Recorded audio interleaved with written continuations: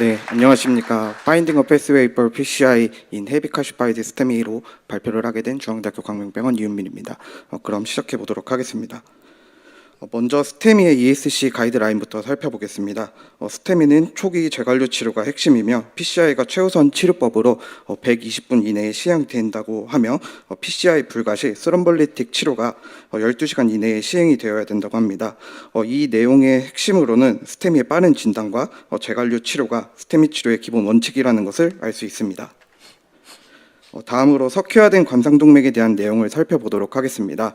왼쪽 내용을 먼저 보시면은 시비어한 칼시피케이션이거나 이미징 카테터가 넘어갈 리전을 통과하지 못한다면은 로타를 고려하거나 로타를 해야 된다고 하고 있으며 오른쪽 내용에서는 벌룬이 넘어가지 않거나 이미징을 통해서 T칼슘이면은 로타를 해야 된다고 하고 있습니다. 결국 공통적으로 얘기하는 것은 칼슘으로 인하여 문제가 생길 수 있거나 생긴다면은 로타를 해야 된다고 얘기를 하고 있습니다.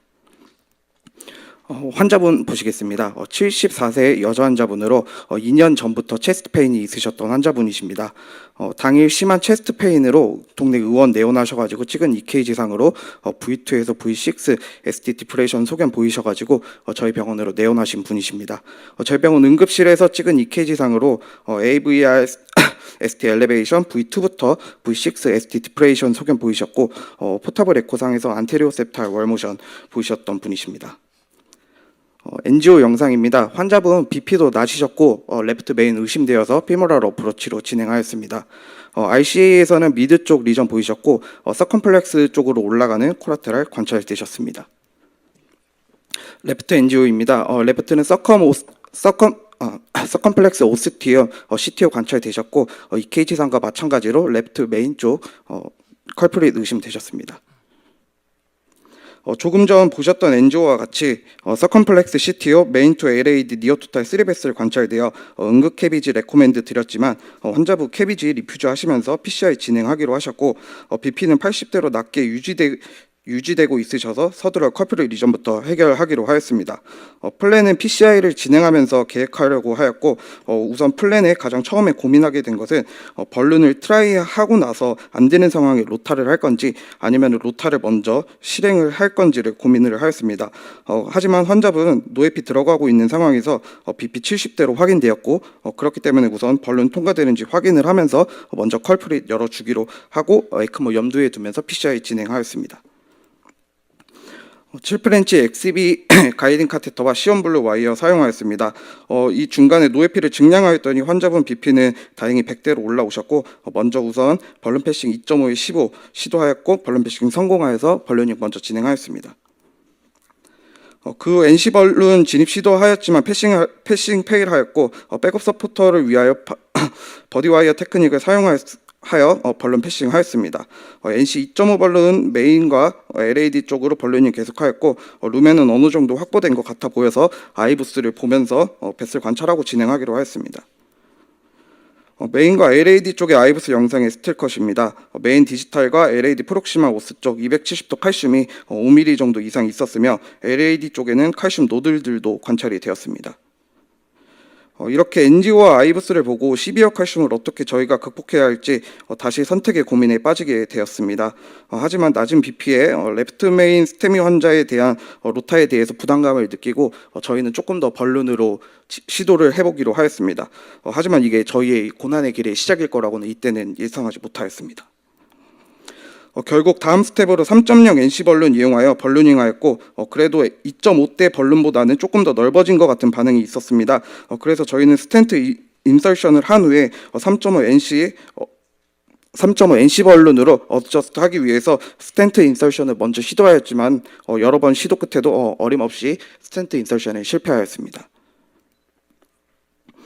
스텐트 길이가 길고 백업 서포트의 부족이라 생각을 하며 다시 한번 시도하기 위해 가이드라이너와 3.5 23mm 스텐트로 변경을 하여 진입을 시도하였지만 패싱 페일을 하게 되었고 내경을 조금 더 넓혀주기 위해서 3.5 NC 벌룬을 진입 시도를 하였지만 이마저도 실패를 하였습니다. 결국 와이어 백업을 높여주기 위해서 스팁 와이어로 변경을 해주고 또 다른 칼슘 모디파이드 방법인 커팅 벌룬을 사용하기로 하였습니다. 그 후 3.0 NC 벌룬을 이용하여서 한 번 더 모디파이드 시도를 했고 그 다음에 다시 한번 스텐트 인설션을 시도하였습니다. 하지만 이때도 어림없이 패싱을 페일하게 되었습니다. 벌룬으로 해결하려고 했었던 방법들이 모두 실패하고 이제 저희가 생각할 수 있는 방법은 처음에 고민하였던 로타를 사용하는 것이었습니다. 로타를 준비하면서 벌룬으로만 해결을 하려고 했었던 저희의 생각이 이런 시비어 칼슘에 대해 얼마나 조금 건방진 생각을 하고 있었는지 생각을 하게 되면서 조금 뼈저리게 후회를 하고 있었습니다. 드디어 먼 길을 돌아와서 로타를 사용하게 됐습니다. 로타 버 사이즈는 1.5를 사용하였고 메인부터 LAD 쪽 3차례 정도 로타 진행하였습니다. 근데 로타가 이제 리저를 통과하면서 크게 힘들지 않게 움직이는 거를 확인을 하고 1.75 벌을 한 번 더 사용하면 어떨지 대해서 저희가 한번 생각을 하였는데요. 이 점에 대해서는 아이브스를 한 번 더 확인한 후에 결정을 하기로 하였습니다. 포스트 로타 아이브스입니다. 프리 아이브스와 포스트 로타 아이브스의 각 부분에서 에어리어를 비교해 보면은 벌루닝도 하고 로타를 해서 그런지 루멘 에어리어가 조금은 넓어져 있었으며 칼슘도 조금 모디파이드된 모습을 보였다고 생각을 했습니다. 아이브스를 통해서 조금 자신감을 얻고 처음에 시도하였던 스텐트를 인설션 하려고 시도하였는데요. 하지만 또 실패를 하였고 다시 한번 커팅 벌룬을 사용하기로 하였습니다. 그 후로 계속된 스텐트 진입 실패로 리전을 최대한 타이트하게 잡아서 메인 디지털 쪽과 LAD 프록시말 쪽만을 커버하기로 하고 가이드라이너를 사용하며 오시로 3.0에 18로 변경을 하였더니 스텐트가 병변 넘어가는 것을 확인하고 인설션 할 수 있었습니다. 그 후에 3.5 NC 벌룬을 통하여서 어드저스트 벌루닝을 해주었습니다. 파이널 아이브스 영상입니다. 스텐트 어포지션, 오스 쪽의 MSA, 디지털과 프록시말 쪽에 다이섹션 확인을 하였는데요. 디지털 엣지 쪽 다이섹션으로 보이는 것을 확인을 하여서 NGO를 통해 한 번 더 관찰하기로 하였습니다. 파이널 NGO입니다. 스텐트 어포지션과 익스펜션 좋으셨으며 플로우 리밋이나 와이어 퍼포레이션 없이 잘 마무리했다고 생각을 하고 스테미 프로시저는 종료하기로 하였습니다. 그 후에 미드 RCA와 서컴 CTO는 2스테이지로 진행을 하기로 하였습니다. 그렇게 5일이 지난 후 세컨드 스테이지를 실시할 때입니다. 먼저 RCA PCI를 진행하였고 미드 RCA 리전은 인트라파스큘라 이미지 OCT 사용을 하였고 3.25 NC 벌룬을 이용해서 프리 벌루닝 해준 후에 3.25 스텐트 인설션 하였습니다.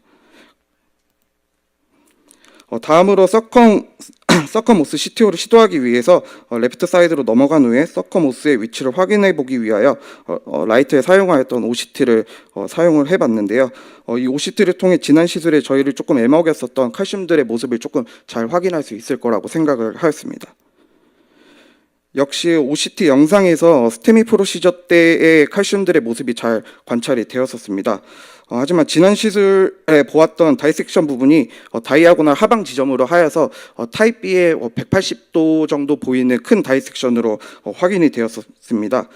지난 프로시저 당시의 아이브스와 OCT 영상을 조금 비교를 해 보았을 때 아이브스 아티팩트 뒤쪽으로 다이섹션들이 위치하는 것이 확인이 됐고 이제 저희가 그 스테미 프로시저 당시에 이제 시술이 끝났다는 생각에 조금 이미지를 자세히 관찰하지 않았다는 생각을 하게 되었습니다. 결국 아래쪽 다이섹션을 커버해주기 위해서 3.0 15mm 스텐트를 추가적으로 인설션 해주었는데요.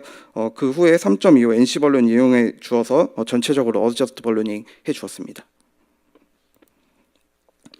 파이널 NGO와 OCT입니다. NGO상 플로우 리밋 없고 헤이지니스한 곳 없으며 OCT상에서 디지털 쪽이랑 프록시말 쪽에 약간의 다이섹션들이 보였는데요. 이거는 약간의 시간을 두고 기다린 후에 NGO를 찍어 보고 나서 이상이 없다는 것을 확인한 후에 프로시저를 완료할 수 있었습니다.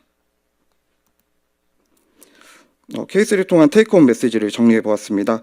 우선 역시 스테미일 때는 빠르게 컬프레 리전의 치료에 집중을 해야 할 것 같고 또한 빠른 시간 안에 매우 신중하게 프로시저 플랜을 생각하고 빠르지만 급하지 않게 안정성 있는 프로시저를 진행해야 될 것 같습니다.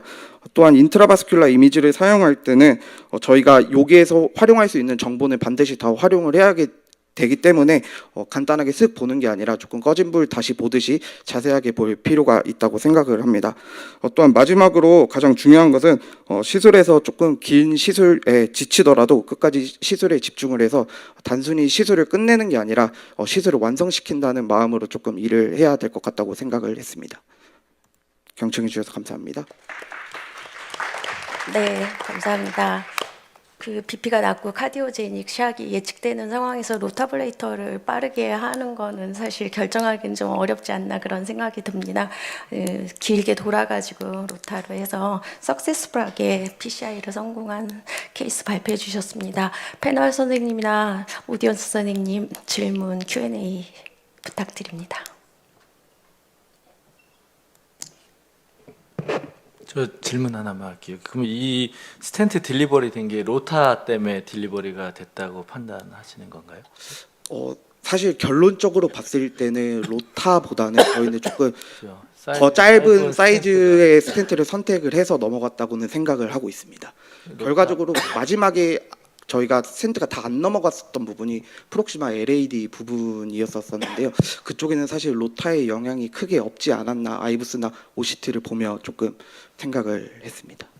그렇죠. 그 아이부스도 큰 뭐 포스트 로타 후에 아이부스나 풀이랑 큰 뭐 리버브레이션이나 이런 것도 없는 것 같고 서큘러한 칼슘도 아닌 것 같고 로타가 진행할 때 뭐 드랍되는 것도 별로 없다고 하셨고 근데 그게 로타 때문에 이 스텐트가 딜리버리 된 건 아닌 것 같아서 짧은 스텐트가 딜리버리 됐고 그죠? 네, 맞습니다. 그런 것 같아서 그러니까 물어봤습니다. 이거 아이부스상에 보면 랩트 메인이 7mm 나오는 것 같고, 에피카드 LED가 한 5점 몇 나오는 것 같고, 그러면 그게 뭐 스텐트도 넘어가는 게 이렇게 저항이 없을 것 같은데 로타를 내서 확보한 건 아닌 것 같고, 저도 그렇게 생각을 하는데, 그러니까 이 인게이지라든지 뭐 얼라이먼트를 좀 더 고민해봤으면 쉽진 않겠지만 좀 더 편하게 할 수 있지 않을까 생각합니다. 네, 저도 잘 들었습니다. 근데 일단 스테미가 의심인데 스테미가 맞는지 잘 모르겠고요. 그리고 환자가 잘 견뎌줬다는 것에 대해서 너무 좀 감사하게 생각을 합니다. 그리고 아까 백선 선생님이 얘기했지만 아까 뭐 우리 임세영 선생님도 얘기했지만 로타의 문제는 아닌 것 같고 이게 억세스의 문제인 것 같습니다. 그리고 특히 스텐 프락시말 이쪽에 억세스가 잘 안 되니까 아까 얘기했는데 스텐트가 길어서 안 들어갈 수도 있고 제 생각은 그런데 뭐 저는 그래도 하나 더 말씀드리고 싶은 게 로타를 안 하고 스텐트가 잘 들어갔어요. 근데 오히려 그게 더 문제가 될 수 있거든요. 그 다음에 어정티브 블로이즘 뭘 했는데 이게 안 벌어지는 수가 있거든요. 그래서 로타는 운이 아니고 미리 잘 계획을 해서 먼저 하고 난 다음에 프로시저를 진행하는 게 맞는 것 같다고 생각합니다. 근데 이 환자는 스테미가 맞는 건지 전 말씀 한 번 더 EKG가 저명하게 스테미가 맞았습니다. 네, 하나만 더 받겠습니다. 저 그냥 개인적으로 궁금해서 저거 스테미를 밤에 했어요? 아니면 일과 중에 했어요? 일과가 바로 다 끝난 후에 썼어요. 이러면 또 특히 지치거든요. 맞습니다.